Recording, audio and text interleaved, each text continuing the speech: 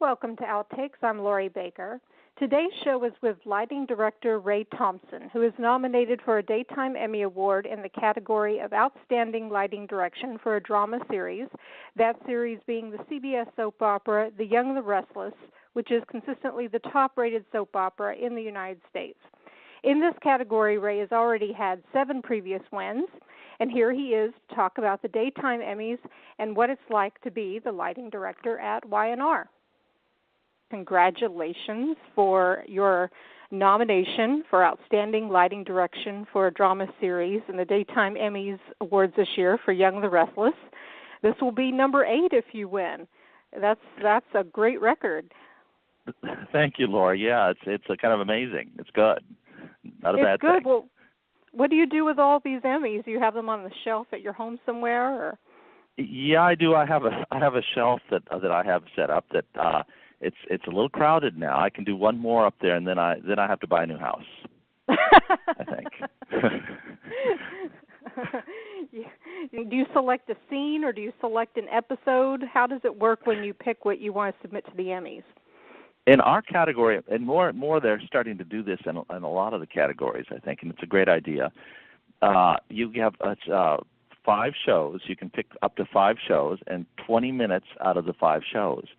And it needs to be in a chronological order, but so you know, it would be the oldest show first. But you get to put this maximum 20-minute thing edited piece together to show off your work. So I try to do something that's kind of thematic throughout, that kind of tells a story, because I think that's more interesting than just a bunch of scenes of people talking, you know. So you like try to tie them in together. Yeah, I try to find a storyline that's interesting and that we've enjoyed, that has some action to it, and I pick scenes from shows that follow that storyline. Interesting, and of course, you know, the lighting has to be a factor in it. So, you know, I guess you would have to pick like varying scenes that show like maybe the different styles of lighting, maybe? Exactly right. What I do is I try to show sets that a lot of times the storylines will happen, the through line will be in sets that we recognize or new sets, but where there's a storyline that follows. And then, yeah, there'll be scenes that are daytime or nighttime scenes, and the one that I picked we had a big fire and some explosions, and it was interesting. There's a lot of variety to it. And in fact, I'm feeling that this is of course this means nothing in the great scheme of things, but it is my best submission, I think, to date. I really felt good about this one and the variety that I was exhibiting with this thing. So we'll see what happens. You never know. Yeah, I'm trying to remember which storyline had fire and explosions this year. It was the top of the tower. We had a of course. Okay. Sure, with Ray Weiss, you know, did this whole great scene that the actor, and where he was the bad guy, and he had a commission to have this computer program that hacked into Newman Enterprises. And it wreaked havoc in Genoa City. I remember. That's a great selection. That's a great choice because, yeah, that was a real blockbuster storyline. It was like the towering inferno, you know. Exactly, which was one of my favorite movies when I was a kid. So it was kind of fun to kind of revisit that. Yeah. Well, there you go. So your award is at the Daytime Creative Arts Emmy Awards, or the other It's the Emmy Awards. You're right. It is the Creative Arts. Yeah. I assume you'll be attending this year. Oh yeah. My wife and I will go, and that's always fun to do. It's always nice to be invited to the party, no matter what happens. Yeah. Well, what do you do every time, you know, all the 7 times do you go out for like a celebration after you win, or what happens? Oh, sure. Oh, yeah. Well, first off, you kind of breathe a sigh of relief. That's what you do, and then, yeah, absolutely, we do celebrate, and And I was real fortunate. I won the last 3 years in a row, and that's kind of amazing. So I'm,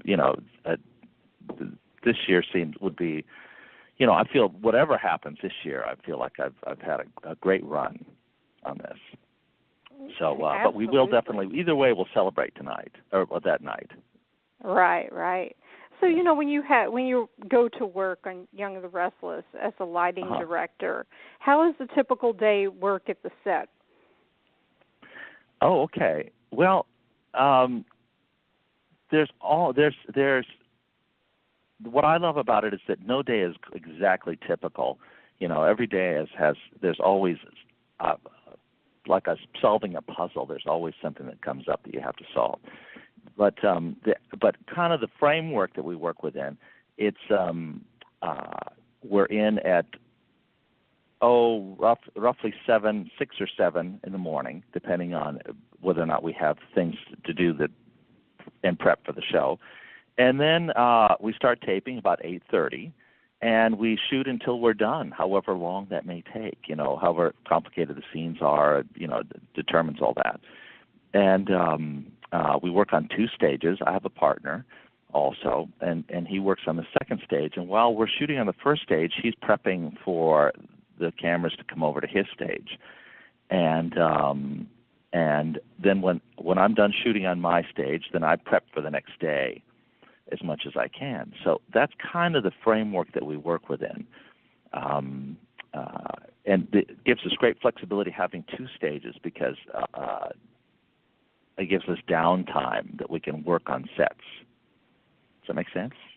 Yeah. Well, when they do the shooting schedule of a show, I mean, do they base it on the lighting? Do they base it on, we have to do this kind of lighting on this stage and this kind of lighting on that stage? Is that sort of how they determine the order of scenes, or? Well, that's certainly a big element of it. If we're doing day scenes, they try to keep it as chronological as possible, just to avoid confusion for the actors, of course, and continuity. But absolutely, that is taken into account. We'll shoot if we have a big park set, or we'll shoot all the day scenes, and then we'll switch over to the night scenes. As a rule, that's the way it has to work. Otherwise, time-wise, it becomes real prohibitive. Then there's wardrobe to take into account also. I mean, stuff like that. If there are big wardrobe changes, rather than hold things up, they'll go to another set and shoot there, and then we'll come back to the set that the set where the actors had to change. So there's a lot of factors, but lighting is I like to think one of the biggest ones. Yeah, when you have you're getting ready for the next day, prepping the scene for the next day's shoot. I mean, does a lot of it depend? Are you looking at the emotion of the scene or the storyline, or is it exactly the set? If it's the hospital, it has to be this kind of lighting. If it's at the restaurant, it's this kind of lighting, or do you take other factors into account? How do you decide how to light each scene for the next day? Well, I always try to make it as I try to have everything source oriented for me, so that it looks real. I want you to be a part of the story, to be pulled into the story, and feel it's a real place. So if there's a window and it's daytime, I want to see the people lit come from that window. Or if there's sources in the room like lamps and such, I'll make those those key sources. Now, given that. I also do, absolutely the storyline is paramount there. What's happening, you really have to serve the story. So everything I do is based on the emotion of the scene also, and where the scene's going, and the mood that you want to set. That's all a part of all of that. So the lighting has to serve the script. That's the important thing. So it's very important to read those scripts and know what's going on. If it calls attention to itself in a way that pulls you out of the scene, then no matter how wonderful it might be, then it's not serving the whole story. that's disconcerting and jarring. So I try to make it as real as possible. Sometimes it's a heightened reality, if it's a fantasy or if and depending on people's emotion, but it's nevertheless it can't pull you out of the story. Has there ever been with all these years that you have worked in this capacity on the show, has there been a really challenging, a lighting challenge for you that you still remember and think, man, how did I do that? Oh, yeah. Well, the Towering Inferno thing, we had... okay. Which actually, we had this effects shot where we had a fireball coming down this hall. There's an explosion, a fireball chasing these actors down the hallway, right? And in the big, and it was a covered hall. It was ceilings and the whole thing, and behind them, the ceilings are falling in as this thing comes barreling through after them. And we set up this effects shot, and the effect they can create the fireball, the effects people, but actually the light hitting the walls, I have to do that. So I had to create this moving source, light source, coming down this hallway, and then in post they add the fireball that follows my light, that this supposedly is casting the light. And to do that, I had to set up this fairly complicated series of cues that actually moved the light down the hallway, and it ended up very successful. But it was something you really couldn't rehearse too many times because the ceiling's falling in, right. as it goes. So you really got one shot at it. So that's something that really worked well, but it was quite a challenge to kind of pull that off. Yeah, it's so interesting. As a viewer, I remember these scenes now that you're describing them, the fireball and all that, and thinking it's interesting to hear of all the work that really goes on, behind the scenes, and how difficult it must be to pull off those kind of episodes, Yeah, and it's the kind of thing that you really don't notice it unless it's wrong. And then you right. go, well, what was that? So if you really do a great job, sometimes it just, it doesn't call attention to itself. It just becomes, you get caught up, pulls you into the story. That's what it does. Yeah. How did you get into this line of work for Young of the Restless? Well, Lori, I started as an actor. Actually, that was my that's what I always wanted to do, and so I was on the other side of the lights, and then like a lot of things that happen in life, doors open, and I ended up. I'd always, of course, as an actor, you, especially if you're a theater major, you end up working a lot in tech theater, and I had this opportunity to come work at CBS, and I took it, and I was fortunate in that there were some incredible people here that were incredible lighting people that had worked here that had really lit a lot of the early sitcoms, Archie Bunker's Place, all that stuff. They were really pioneers in all of that, and because all of that kind of started at CBS and then it moved out from there. But those early sitcoms all were kind of here first. So I got to work with some great people. And I had seemingly a good eye for everything, and so it all kind of developed from that. And I think that my acting background helped me, in seeing how the scripts work and the actor's point of view on what they need. And it was really everything kind of served my career.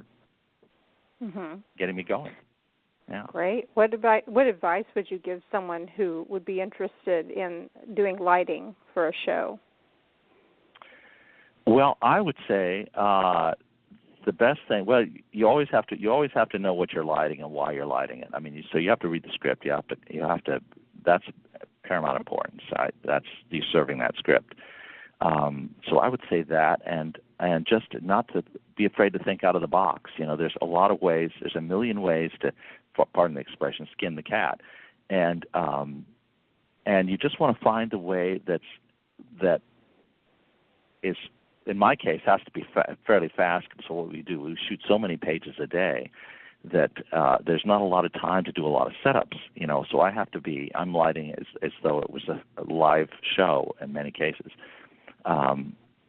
So you just have to be inventive and never stop learning. That's the big key, I think. You really have to always think. As soon as you think you know everything, you're done. You have to always be open to ideas and open to change. The Daytime Creative Arts Emmy Awards will take place this Friday on April 29th, so here's hoping for a win for Ray Thompson. Please like my Facebook page at Outtakes on Blog Talk Radio and follow me on Twitter at Laurie's Outtakes. Until next time.